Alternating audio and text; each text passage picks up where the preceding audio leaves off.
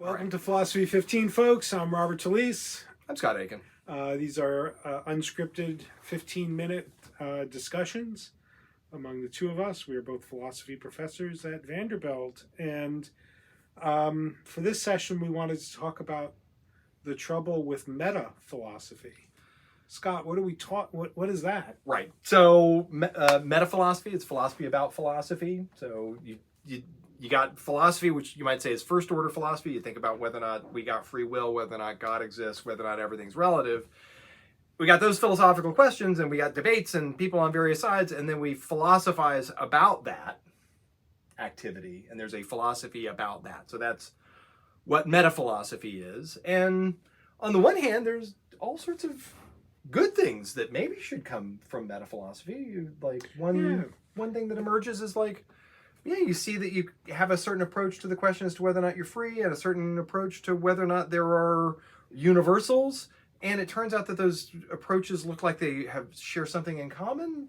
Maybe you see that a certain method is a very good thing, and you can explain disagreements as now just not disagreements about free will and universals, but now a disagreement about method, right? We're like, I can see why your view about freedom and your view about real universals, and maybe your idea about God's existence and your idea about how justice works, all kind of come as a package, and I can see that from the outside, and I can see that from the inside.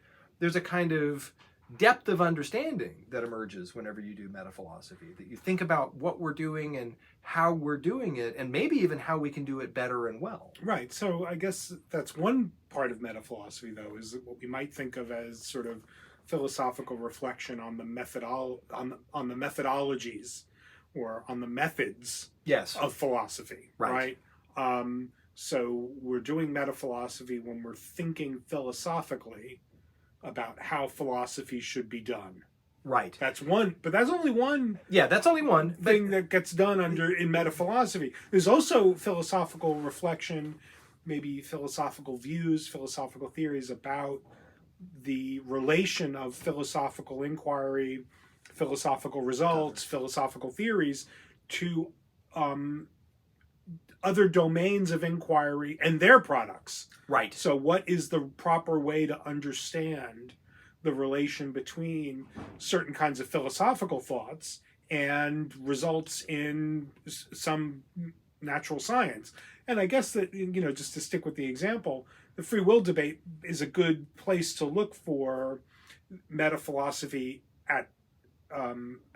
understood in that way, because it does look as if our understanding of sort of fundamental questions in physics, right, our understanding of fundamental physical phenomena that is studied by physics, looks like it's really relevant to, deeply relevant, centrally relevant to thinking about, questions about causation and agency and, could have done otherwise and all these things. Okay, so that's another. So we've got philosophical reflection on methods, philosophical reflection on the relation of philosophy and its products to other disciplines and other domains and their products. I got one more. I got you got more too. Okay, let's see if we got the same one. Maybe we got the same one. Also, philosophical reflection on the purposes, aims, objectives, and priorities of philosophy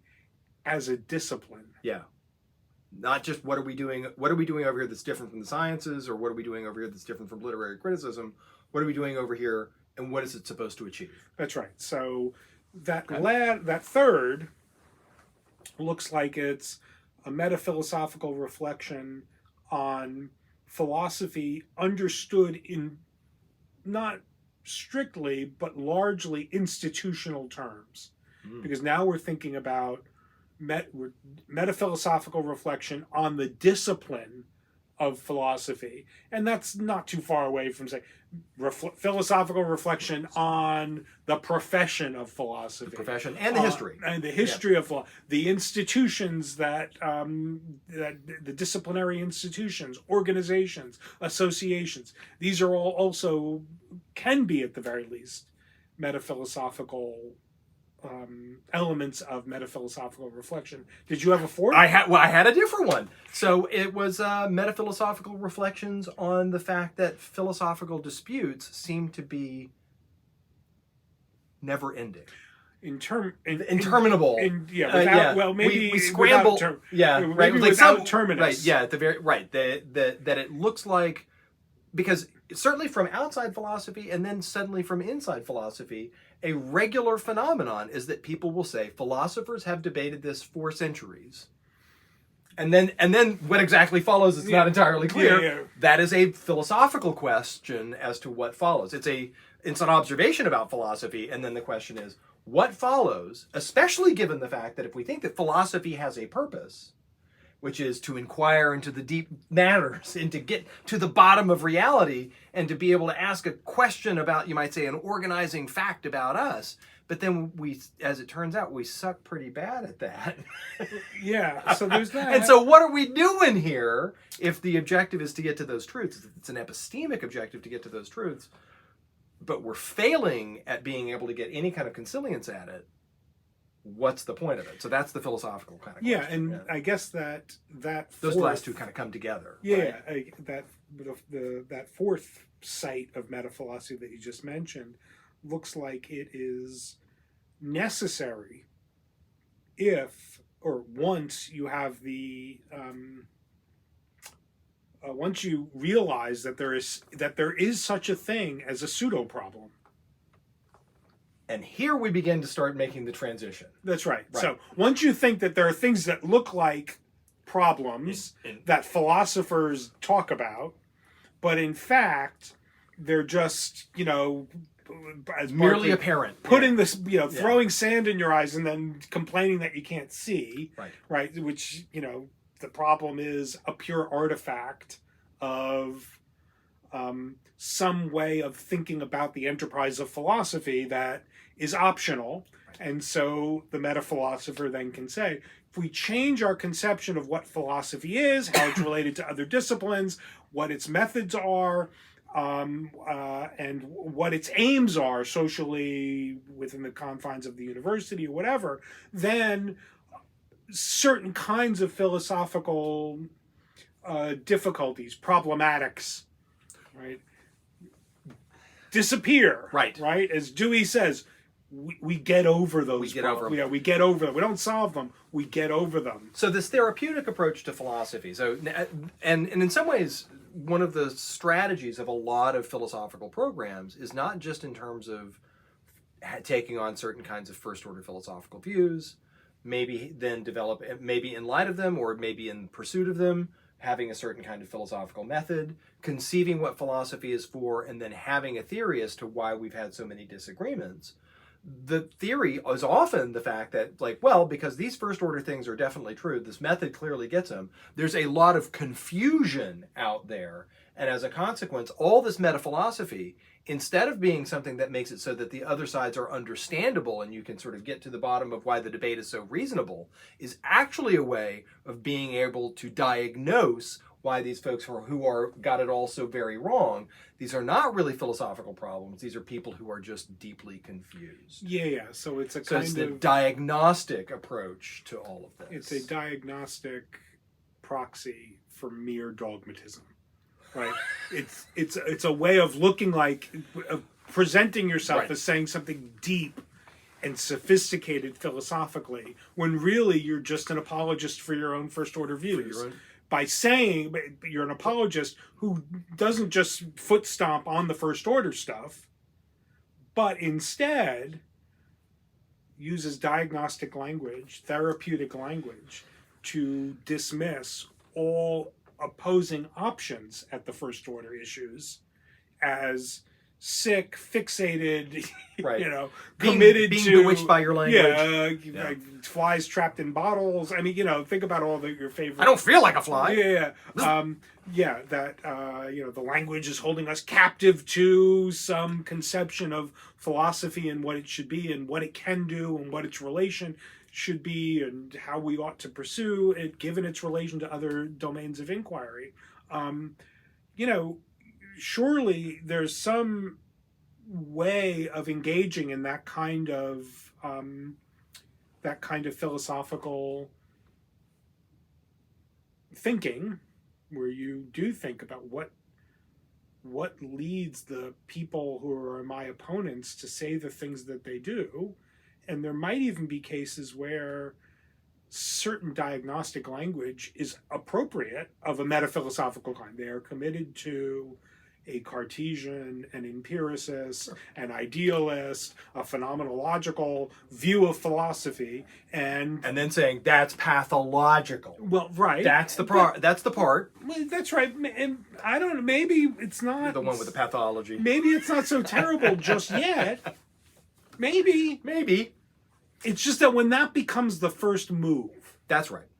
That's when that's when it looks to me out of bounds. Yeah. When the first move in confronting is to just ascend to the metaphilosophical level, diagnose the disagreement, where the diagnosis is always second personal. Oh, I see that you're on. I see that you're always that you've got the quest for certainty. Yeah, I see that you are committed to a Kantian conception of blah blah blah blah blah, or you believe in persons, or you right, whatever you quantify over sets, possible fat men in the doorway. So when that becomes the first move, it looks to me dishonest. Yeah. I think that there's a second part to this, which is especially whenever the metaphilosophy is posited on a kind of pathological relation to language or certain concepts. That's a kind of commitment to, it's like, we'll just start with, like, you might say, versions of contextualism or versions of Wittgensteinian approaches to metaphilosophy, which is effectively to just root the explanation in a pathological relationship to the language. You're like, that's just effectively saying that these folks just don't understand their own language. That's how depraved they are. That's how depraved they are. Think about what that actually has. Like, what you have to really be thinking is you root the explanation for a philosophical error in them just not being able to correctly speak their own language. Right. That's that seems like a very weird explanation. Moreover, now again, it's entirely possible. It's not that it's wrong. It's just the fact that that has to be the first move. That has to be the first move, starting by saying the diagnosis is that you have made an error here with how your language works. That you're incompetent with your language. That seems to be totally right, but also oddly pervasive. Yes. I don't know what I see the attraction if you're somebody who's already kind of dogmatically committed to a particular program and is looking for strategies for foot stomping that don't look like foot stomping. I get it, but when you're engaging honestly, it's like it shouldn't be as popular as it is. How often have I read Wittgenstein, and you know what? He's not a good therapist. If it's supposed to be therapeutic, that's some shit therapy. Same thing with Rorty. Rorty's like, you need philosophical therapy. It's like, you're the worst therapist. If this is what the therapy is, I'm not sure it's curative. So I'm not sure I'm ill. And so one of the extra elements to this is that part of the metaphilosophy is that you haven't yet heard the good news. That it's you're ill and you have not yet been cured, and this cure is going to be, and the thought here is that no, I read the philosophical investigations. I've read plenty of Dewey. I recognize I see your diagnosis of me, and I thought it was incorrect. And how consistently have you been approached by therapeutic metaphilosophers saying, "Oh, I see. Let me get to the let me dispel your delusions." I'm a grown up over here too. Yeah, just take the sort of the Dewey article on the influence of Darwinism on philosophy. It has this element to it, philosophy needs to be entirely redone because of Darwin. Now, I happen to be sympathetic with that particular metaphilosophical view about at least certain kinds of scientific results. But Dewey writes as if there is no philosophical. There's just no response you can make. No philosophical issue to be raised about the presumed metaphilosophical view about what philosophers owe to biologists. Right.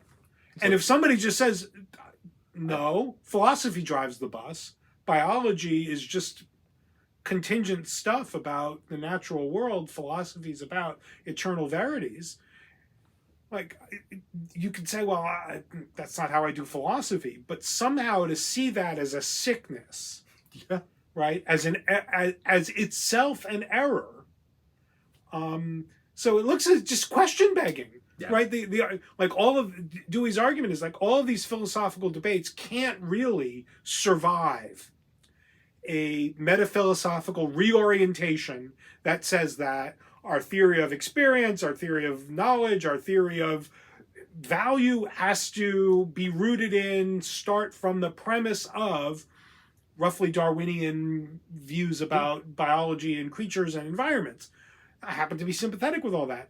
But the Deweyan argument is that like there's no philosophy done yet when we say that. Yeah. Because there's no philosophy to be done about the starting points. That's the upshot of the metaphilosophy first. And that's and that, by the way, is just a prediction. Yeah. That's just a prediction that turned out to be wrong. Like nativists were like, yeah, we can do, like, give me Darwin. We can totally handle Darwin. Exactly right. We're nativists. Like, Darwin actually helps us, right? It's like, so you see how this goes. Yeah. Right, yeah. Chomsky. I mean, Boom. All right. Philosophy 15, folks. Thanks for watching.